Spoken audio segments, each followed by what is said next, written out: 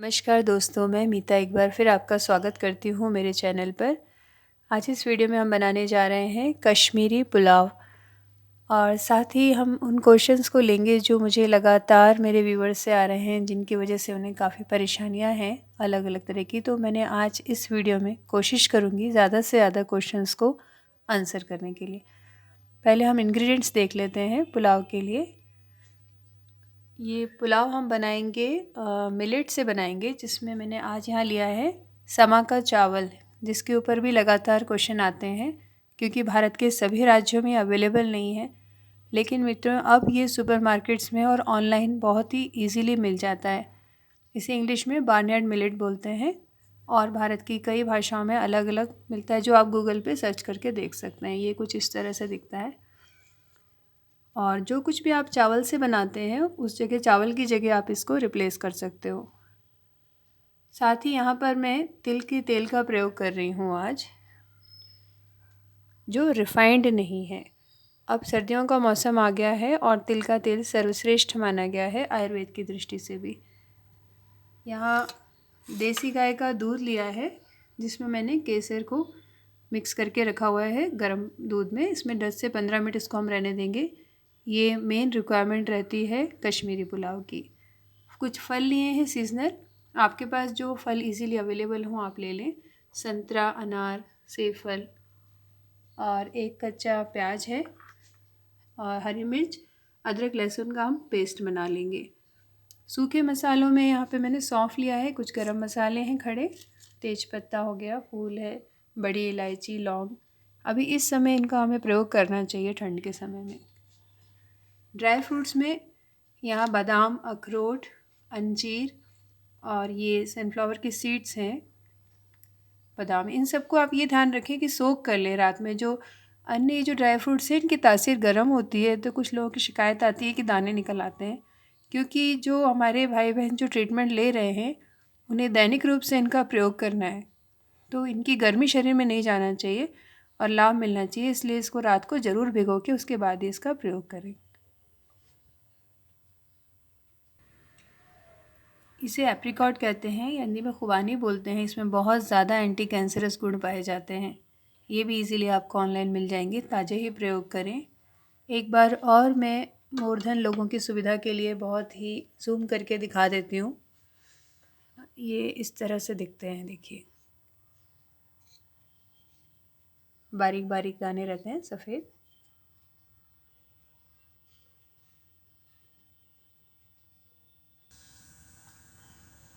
ये मैंने थोड़ा सा उबाल के इसको रखा हुआ है मूर्धन को। मिलेट्स के संबंध में भी मैं आपको कुछ बताना चाहूँगी, क्योंकि ये भी काफ़ी लोगों में इसमें शंकाएं हैं लोगों को, क्योंकि तो भोजन का ऑप्शन बढ़ाने के हिसाब से भी मिलेट्स को हमने बढ़ाया है, जैसा आपने मेरे प्रीवियस वीडियोस में देखा होगा। तो मिलेट्स मित्रों एक बहुत बढ़िया विकल्प निकल कर आए हैं हमारे लिए, स्पेशली जब हम कुछ ट्रीटमेंट पर हैं। और कई लोगों के प्रश्न ये आते हैं कि दीदी हम ऐसा क्या खाएंगे हम बीमार ही ना हो। तो अगर आप इसको शुरू से घर में एक हैबिट बनाते हैं, बच्चों में, बुज़ुर्गों में, घर में, तो काफ़ी हद तक बीमारियां आपके घर में दस्तक नहीं देंगी। इनका जो ख़ास गुण होता है मिलेट्स का कि ये एंटी एसिडिक हैं।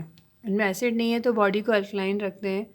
और ख़ास तौर पे बीपी, डायबिटीज़, कोलेस्ट्रॉल वाले जो पेशेंट्स हैं उनके लिए ये वरदान की तरह है। किडनी, लीवर सबको डिटॉक्स करते हैं, ब्लड को ईज़िली बहने में मदद करते हैं शरीर में। तो कोलन संबंधित जो शिकायतें हैं वो भी नहीं होती हैं। थोड़ा सा टेस्ट में लोगों को फ़र्क लग सकता है, लेकिन मित्रों टेस्ट का हमारे पास काफ़ी विकल्प है इसमें ऐड करने के लिए। तो हमें पहले सेहत को प्राथमिकता देनी चाहिए। और जो मुख्य बात होती है सभी मिलेट्स की, ये ग्लूटेन फ्री होते हैं। तो जो दिक्कतें लोगों को गेहूं खाने से आ रही हैं या बाकी जो ठोस ऐसे अनाज से अभी तक आ रही थी पेट में पाचन संबंधी, वो सारी शिकायतें आपकी दूर हो जाएंगी अगर आप मिलेट्स का रेगुलर प्रयोग करते हैं। मित्रों जो खड़े गरम मसाले हैं उनको आप चाहें तो, जैसे ये जो मसाले हैं खड़े वाले, इनको आप पाउडर करके भी यूज़ कर सकते हैं, है ना। तो उसका ये फ़ायदा रहता है कि कई बार बच्चे जो है खाते समय इनको हटा देते हैं, तो इनका जो लाभ है शरीर को नहीं मिल पाता है। इनमें बहुत हद तक एंटीबैक्टीरियल गुण पाए जाते हैं, शरीर को नेचुरल गर्मी देते हैं, रक्त को साफ़ करते हैं। तो हर गरम जितनी भी चीज़ें हैं इनका अपना अपना उपयोग है। औषधि की दृष्टि से। तो इसको आप पाउडर करके 1 चम्मच आधा चम्मच प्रयोग करें, लेकिन पाउडर कर लें तो फिर मात्रा कम लें, ये आपकी सुविधा पे है। हमारा तेल जो है गरम हो गया है। अब इसमें हम पहले हमारे प्याज को हल्का सा रोस्ट कर लेंगे और जो अदरक लहसुन हरी मिर्ची का पेस्ट था उसको भी हम भून लेंगे। ये मैंने यहाँ मिट्टी का बर्तन प्रयोग किया है, आप भी वही कोशिश करें जैसा कि मैं लगातार रिक्वेस्ट कर रही हूँ मेरे पुराने वीडियो से। प्याज को हम अच्छी तरह से भुन जाने तक पकाएंगे और सारे मसाले भी सूखे वो डाल दिए हैं इसमें। एक और इम्पॉर्टेंट बात आपसे मुझे शेयर करना है जो मुझे काफ़ी बेचैन कर रही है। मेरे पास लगातार लोगों की जो कंप्लेंट्स आती हैं, जितनी तेज़ी से उनके अंदर जो कैंसर तेज़ी से फैल जाता है। लोग काफ़ी नादान हैं जिनको नहीं पता होता है और विभिन्न कारणों से जब वो जाते हैं अलग अलग हॉस्पिटल्स में, डॉक्टर उनको बायोप्सी करने बोलते हैं जब कोई गांठ या कोई ट्यूमर उनको पता चलता है बॉडी में। तो मेरी आपसे यही रिक्वेस्ट है कि कोई भी तरह की गांठ है, वो कैंसरस हो या नॉन कैंसरस हो, लेकिन वो थी नहीं और आ गई है तो उसको ठीक करना हमारी जिम्मेदारी है। उससे छेड़छाड़ नहीं करना चाहिए और फिर भी पता करना है कैंसरस है नॉन कैंसरस है तो हमारे पास और भी सेफ़ विकल्प हैं, जैसे स्कैन है, CT scan, MRI, ultrasound, PET CT, इनके भी अपने हैं दुरुपयोग, लेकिन फिर भी ये बायोप्सी जो है सबसे ख़तरनाक है। तो कोशिश करें और अधिक से अधिक इस मैसेज को लोगों तक पहुंचाएं कि बायोप्सी से बचें।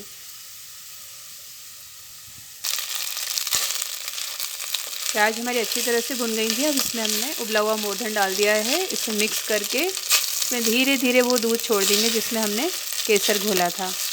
आवश्यकता अनुसार मिलाएंगे। ये हमारा लगभग तैयार हो गया। अब इसको हम सर्विंग बाउल में निकाल कर उसमें ड्राई फ्रूट्स और फ्रूट से गार्निश करेंगे, क्योंकि ये दोनों चीज़ें ऐसी हैं जो गरम उसमें नहीं डालना चाहिए। मित्रों, जो मैं आपको बायोप्सी वाली बात बता रही थी उसका एक रीज़न ये भी है कि ज़्यादातर ये तर्क दिया जाता है मेडिकल प्रोफेशन से कि उन्हें पता करना होता है कि जो कीमो या रेडिएशन देना है उसमें जो कीमो की डोज़ है वो कितनी देना चाहिए, कौन सा देना चाहिए। बट मैं यहाँ पर आपको आगे होकर ये कहूँगी कि जो मेरे संपर्क में या जो मेरे अनुभव रहे हैं लोगों के साथ, कीमो रेडिएशन से कभी कैंसर ट्रीटमेंट में फ़ायदा नहीं मिला है। ये जो आप रिपोर्ट्स उसके बाद आती हैं वो उसका इफ़ेक्ट रहता है इमीडिएट इफ़ेक्ट, क्योंकि काफ़ी हैवी टॉक्सिन्स बॉडी में डाले जाते हैं और बाद में ये जो है नॉर्मल सेल्स जो जल जाते हैं हमारे बॉडी के, वो और तेज़ी से एग्रेसिवली होकर कैंसर पलट के आता है। समय नहीं कह सकते हैं कि वो कुछ ही दिनों में आ जाएगा, महीनों में या साल में। तो मेरा जो सुझाव यही है कि आप जहाँ तक हो सके अन्य विकल्पों पे ध्यान दें ट्रीटमेंट के, क्योंकि जो दोष शरीर में हमारे आया है वो जहाँ से आया है वहीं से ठीक होगा। जैसे जो कारण है, बहुत हद तक कारण होता है गलत खान पान जो मुंह से गया है, तो डाइट से ही ये चीज़ें कंट्रोल होंगी। आपके शरीर का एक एक सेल आपके भोजन से बनता है। साथ में जो तनाव है, जो आप स्ट्रेस ले लेते हैं अपनी लाइफस्टाइल में या अपनी जो भी मजबूरियों से, तो उनसे मुक्त रहने के लिए आपको योगा और सही लाइफस्टाइल करना ज़रूरी है। बॉडी का आपका एक एक सेल स्किन का सांस ले रहा है, जो पॉल्यूटेड वातावरण है वहाँ से आपको बचना है। तो उन चीज़ों पे काम करना है, ना कि हैवी टॉक्सिन कीमो के रूप में शरीर में डालकर। जो आप नॉर्मल हेल्थी सेल जला लेते हैं, एक्चुअली वही आपकी रिक्वायरमेंट होती है आगे शरीर में बीमारियों से लड़ने में। अगर आप वही सेल जला देंगे तो शरीर किस ताकत पे लड़ेगा। आज ये रेसिपी बनाने के पीछे भी एक कारण यही था कि लोगों की काफ़ी कंप्लेंट थी कि जो जिनका ट्रीटमेंट चल रहा है उनको काफ़ी हद तक वीकनेस है। तो वीकनेस दूर करने के लिए ही हमने इन चीज़ों का प्रयोग यहाँ किया हुआ है। ये हमने इसको नीचे उतारने से पहले इसमें सेंधा नमक मिला लिया था और अब इसको बस हम ड्रेसिंग करेंगे। कुछ बात मैं ये भी कहना चाहती हूँ कि जो अज्ञानतावश या मजबूरीवश कीमो रेडिएशन करा चुके हैं वो भी घबराएं नहीं।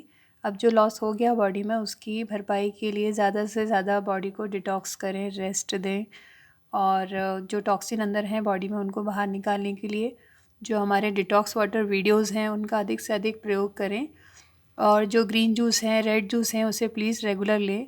लेकिन अब जैसे कि मौसम बदल रहा है तो प्लीज़ उसमें जो देसी अदरक है उसका अधिक से अधिक प्रयोग करें, ताकि जो जिनको जल्दी सर्दी पकड़ लेती है उनको वो प्रॉब्लम ना हो। इसके अलावा जैसे हर क्षेत्र में क्रांति आ रही है आजकल, होम्योपैथिक आयुर्वेद में भी बहुत बढ़िया दवाएं उपलब्ध हैं गंभीर से गंभीर रोगों के लिए। तो आप उस तरफ अपना रुझान करें, विश्वास करें, उनके रिव्यूज़ चेक करें, और इनके जो साइड इफ़ेक्ट्स हैं वो बॉडी पर नहीं होते हैं इसीलिए। आइए हम ये मिला देते हैं इनको। ये हमारे सूखे मेवे हैं, इनको ज़रूर उन भाई बहनों को दें जिनका भी ट्रीटमेंट चल रहा है। वैसे भी आप घर में परिवार में सभी को दे सकते हैं, बहुत ही पौष्टिक है। तो जो भी मुझे रेगुलर प्रश्न आते हैं कमज़ोरी के लिए, वो इस रेसिपी का रेगुलर प्रयोग करें।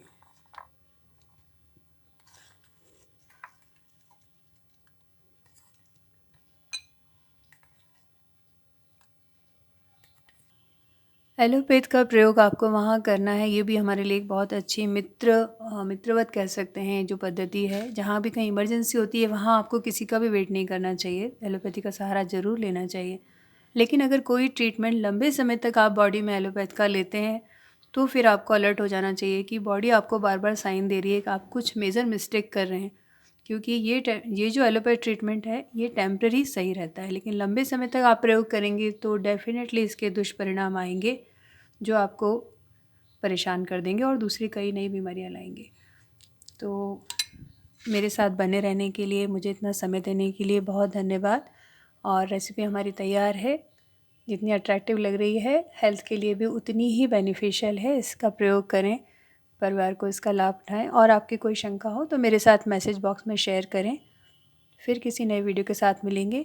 धन्यवाद।